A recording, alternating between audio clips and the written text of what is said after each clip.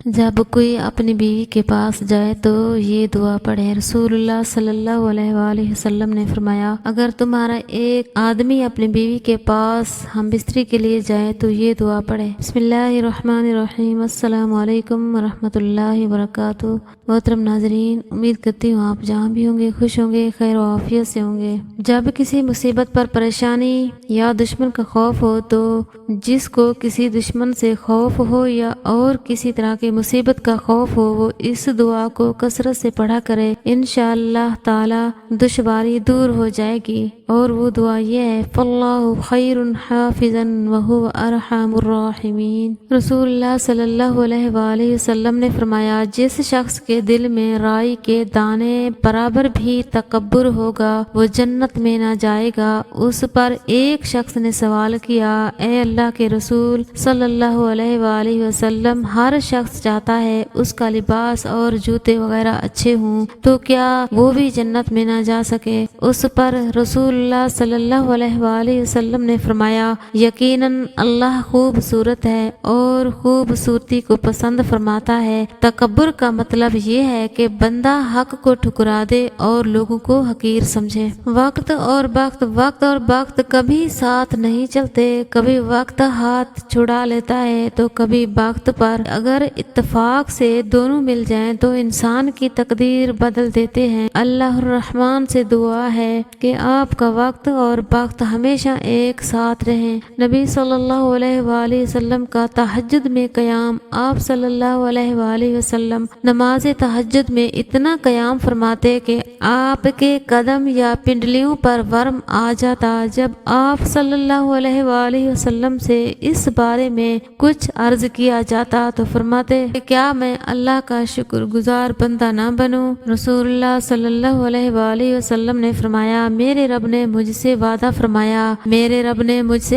فرمایا ہے کہ آپ کی امت کے 70,000 لوگ بلا حساب و کتاب جنت میں داخل ہوں گے جن پر کوئی عذاب نہ ہوگا۔ ہر 1000 کے ساتھ مزید 70,000 ہوں گے اور میرے رب کے 3 لپ بھر کر جنت میں داخل ہوں گے۔ سب سے برے لوگ وہ ہیں، میرے نزدیک سب سے زیادہ برے لوگ وہ ہیں جو چغل خور ہیں اور وہ لوگ جو آپس میں محبت کرنے والوں کے درمیان جدائی ڈلواتے ہیں اور وہ لوگ جو بری الذمہ لوگوں پر عیب لگاتے ہیں۔ فرمان رسول اللہ صلی اللہ علیہ وآلہ وسلم، جہنمی عورتیں۔ نبی اکرم صلی اللہ علیہ وآلہ وسلم نے فرمایا، کچھ عورتیں ہیں جو کپڑا پہننے والی ہیں مگر وہ براہنہ ہیں، دوسروں کو میل کرنے والی ہیں اور وہ خود بھی میل ہونے والی ہیں۔ ایسی عورتیں ہرگز جنت میں نہیں جائیں گی اور نہ اس کی خوشبو سونگھ پائیں گی، حالانکہ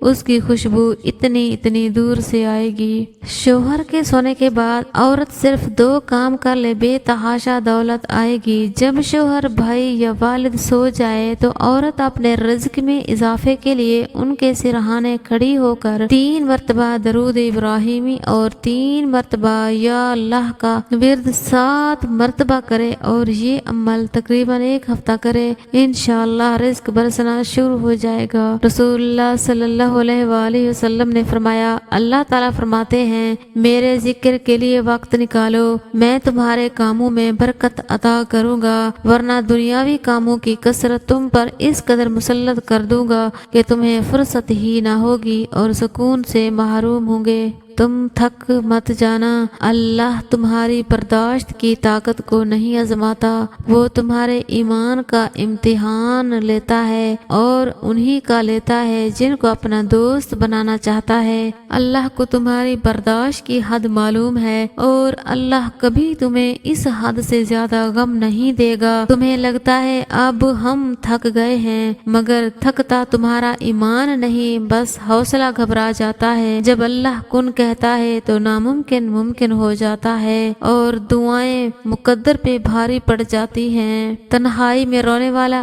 حضرت صلی اللہ علیہ وآلہ وسلم نے فرمایا، 7 آدمی قیامت کے دن رحمت الہی کے سائے تلے ہوں گے، ان میں سے ایک وہ شخص ہے جس نے اللہ کو خلوت میں یاد کیا اور اس کی محبت اور خاشیت سے اس کی آنکھوں سے آنسو جاری ہو گئے۔ رسول اللہ صلی اللہ علیہ وآلہ وسلم نے فرمایا، ہر دن صبح 2 فرشتے اترتے ہیں، ان میں سے ایک دعا کرتے ہوئے کہتا ہے اے اللہ خرچ کرنے والے کو بہتر بدل عطا فرما، اور دوسرا التجا کرتا ہے اے اللہ جو خرچ نہ کرے اس کا مال تلف فرما دے۔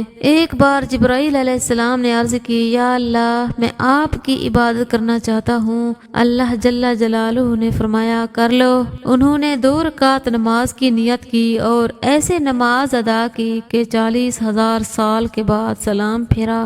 اللہ نے فرمایا تم نے بہت اچھی نماز پڑھی، لیکن ایک امت آنے والی ہے جس کی فجر کو 2 سنتیں تیری اس نماز سے بڑھ کر ہوں گی۔ سبحان اللہ۔ اللہ تعالیٰ سے معافی اور صحت کا سوال کرتے رہا کرو، کیونکہ ایمان کی نعمت نصیب ہو جانے کے بعد تندرستی سے بہتر کوئی نعمت نہیں۔ اللہ کریم زندگی کے ہر موڑ پر آپ کو اچھی صحت، خوشیاں اور کامیابی عطا فرمائے۔ لوگوں کے پیچھے بھاگ کر دیکھو ذلیل کر کے رکھ دیں گے، خدا کے پیچھے بھاگو وہ تمہیں گرنے سے پہلے ہی تھام لے گا۔ جب کی ہوئی نیکی بھولنے لگو اور کیے ہوئے گناہ یاد رہنے لگے تو سمجھ لینا آپ روحانیت کے سفر پر چل پڑے ہو۔ جب کوئی اپنی بیوی کے پاس جائے تو یہ دعا پڑھے۔ رسول اللہ صلی اللہ علیہ وآلہ وسلم نے فرمایا اگر تمہارا ایک آدمی اپنی بیوی کے پاس ہم بستری کے لیے جائے تو یہ دعا پڑھے، اور وہ دعا یہ ہے بسم اللہ